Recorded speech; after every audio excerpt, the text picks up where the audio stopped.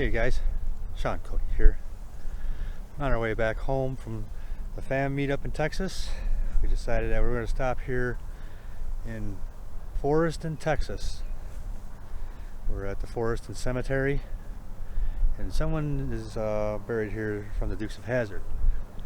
It's Uncle Jessie, or Denver Pyle as he was known, or his real name is. He's buried here in this cemetery, and he has an unmarked grave, so there's not really too much fanfare for his gravestone or anything like that. But we do know where his gravesite is. We're just walking around here right now, just kind of checking things out and making our way over to his unmarked grave. As y'all know, this is Uncle Jessie from the Dukes of Hazzard, and yeah, come along with us. We're gonna check things out. So we're over here, just kind of walking around, just checking out some of the other graves as we're making our way over to his grave site. And speaking of Jessie, this one happens to be Jessie Webb. Has nothing to do with the Dukes of Hazzard or anything like that, but yeah, looks like we got some old gravestones here. Let's go check out this one over here. It looks like it maybe fell over.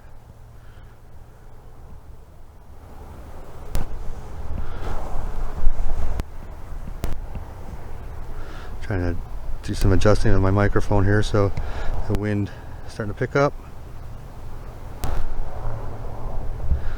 So that might be good. Yeah, this one looks like it fell off its base. Not a very big cemetery. We are kind of in the middle of nowhere in Texas.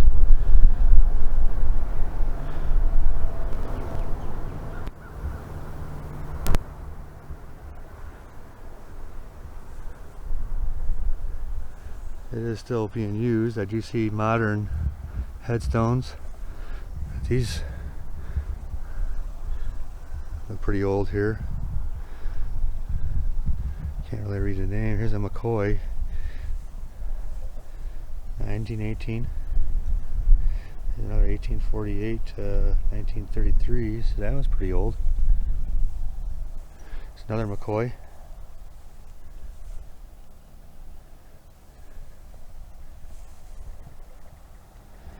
And another McCoy down there too.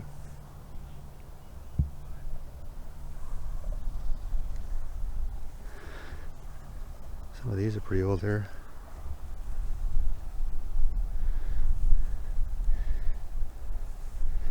What does it say? It was born 1892. Why does it look like it's 1895? Yeah, died 3 years, 9 months. It's a baby there. Just a young one. It's kind of hard to read as well.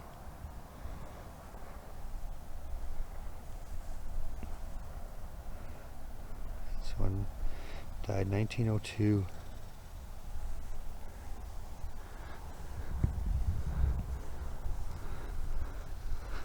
I wanted to check out these little. These caught my eye over here. They look like just little balls sticking out of the ground. And I see some over here. They're like little busts.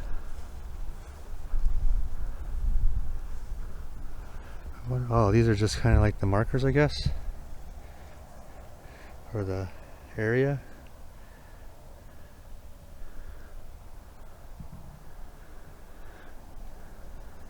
That's kind of interesting. I've never seen that before. Those are probably like little statues that were placed there. It's a veteran, and I don't have any coinage on me. Okay, stopped back at the car, got some coins so we can honor our veterans and say that we've been here and visited. So thank you for your service. And I wanted to see these little cherubs, or angels. Yeah, these are probably placed here later on. Here's one that has the name of the cemetery and the name of the town actually too. Here's another one. Big grave with that name. A big headstone.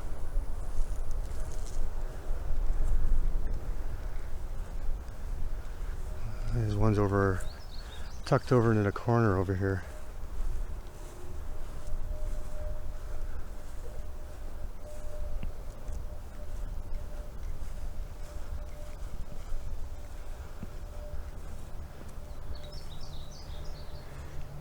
Don't see.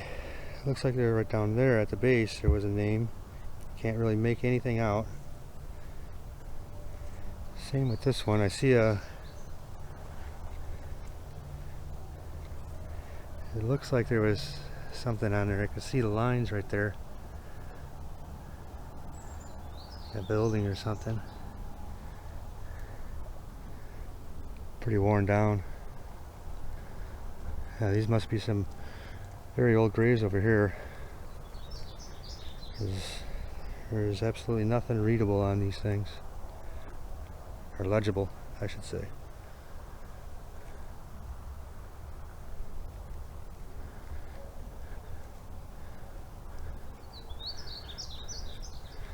Same with that one too. Cannot read a thing. This one you can make out some.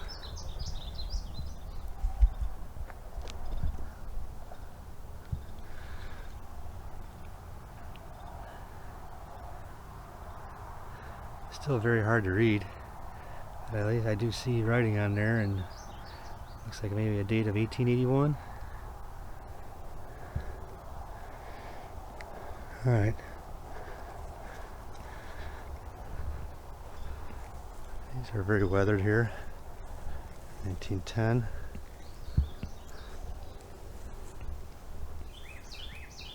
(1907). These are rather interesting graves right here too. 1877.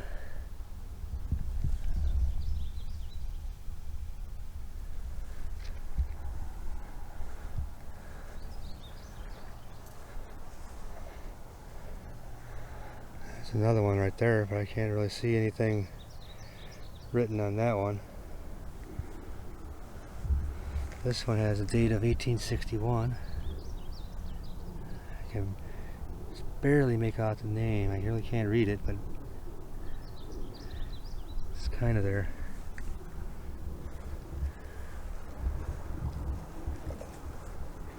Here's another child that died 3 days of age.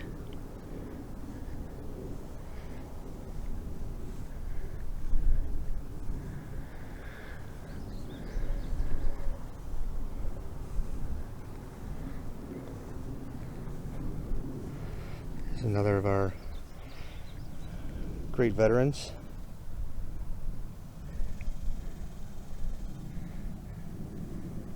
It's Lieutenant Colonel.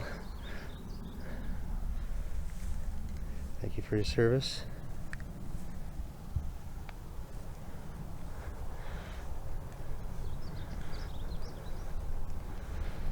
We'll make our way over to Denver Pyle's grave, or Uncle Jessie, however you want to refer to him as. You can see Michigander Man and the Traveling Buddy are right over by his grave right now. But we'll make our way over there and pay some of our respects to Uncle Jessie.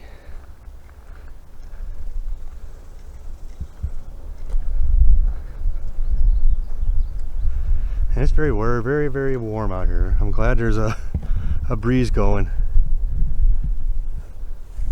because just this slight little walk is making me breathe a little heavy, sweat a little bit. It's all good. Exercise is good.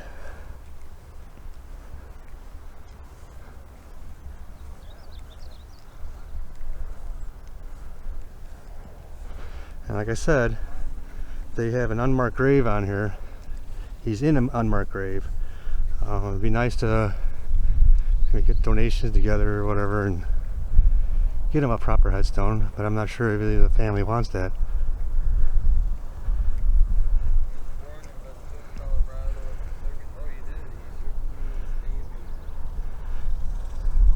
Oh, so maybe he deserves a military headstone.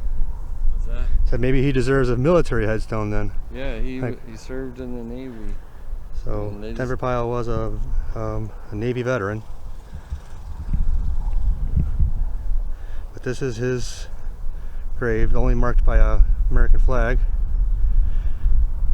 It's right near the Johnston headstone in front of this big tree there. So if you ever come out here and want to pay your respects to Denver Pyle, you'll be able to find his grave easy.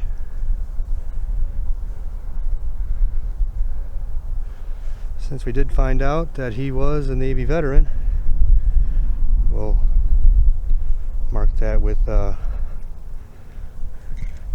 we were here.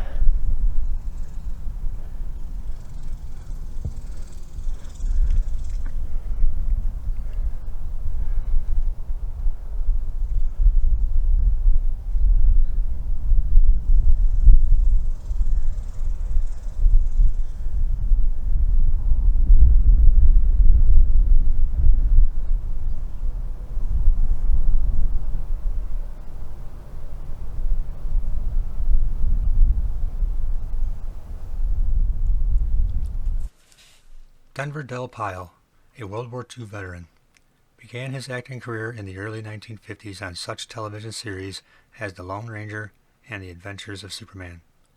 Yet it's another classic series that first defined Pyle.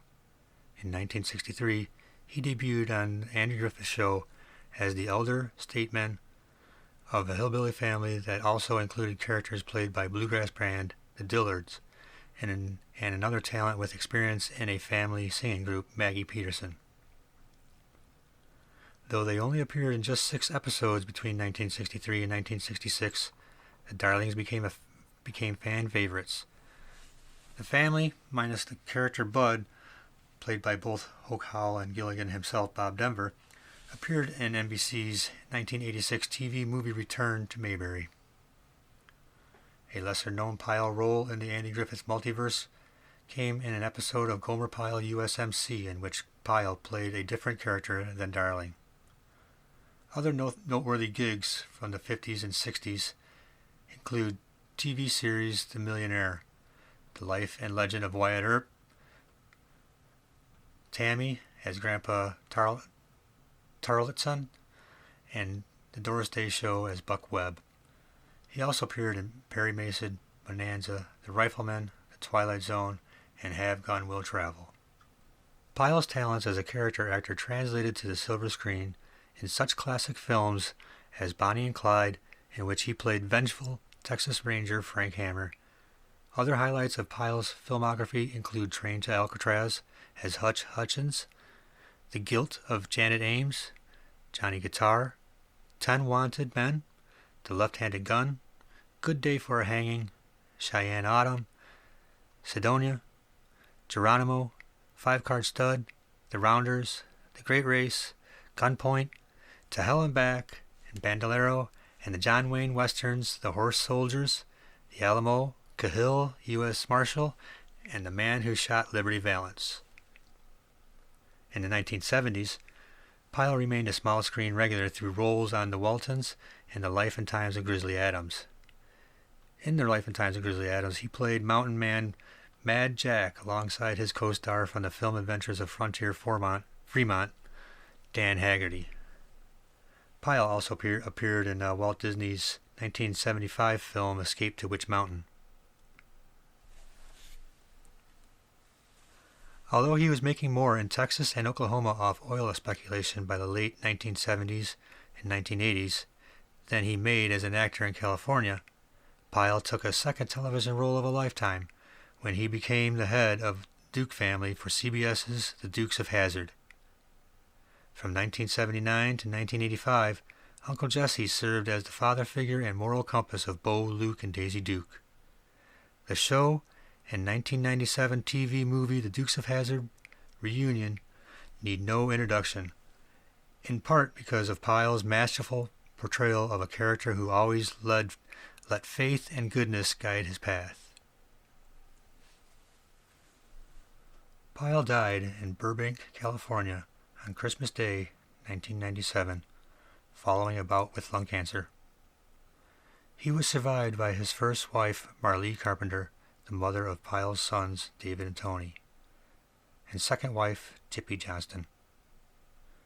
His final film role came in the 1994 remake of Maverick. Nowadays, Pyle's got a star on the Hollywood Walk of Fame in Los Angeles and a place in the heart of Andy Griffith and Dukes of Hazzard fans all over the globe.